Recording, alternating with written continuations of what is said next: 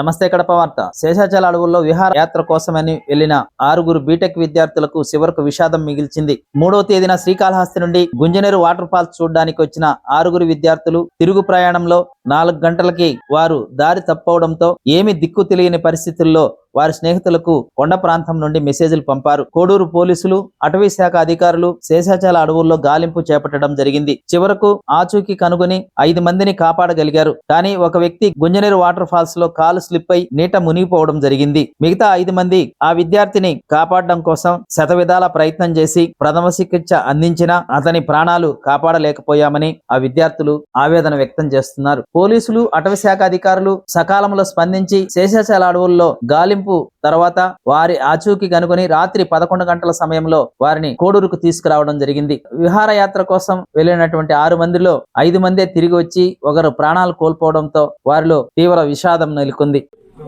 మాది శ్రీకాళహస్తి. మేము ఒక 6 మంది ఫ్రెండ్స్ అందరం కలుసుకొని వచ్చాము. అక్కడ గుంజన చెరువుకి, చెరువు దగ్గరికి వెళ్ళాము. బైక్స్లోనే వెళ్ళాము, అందరము వెళ్ళాము. ఇంకా మునిగినాము. కానీ లోతు ఎక్కువ వల్ల కాలు చెప్పి చిన్న లోతు లాంటి దాంట్లో అబ్బాయి మునిగిపోయాడు. అప్పటికి బయటకు తీశాడు. కాకపోతే కొంచెం లేట్ అయిపోయింది, 3 మినిట్స్ పైన.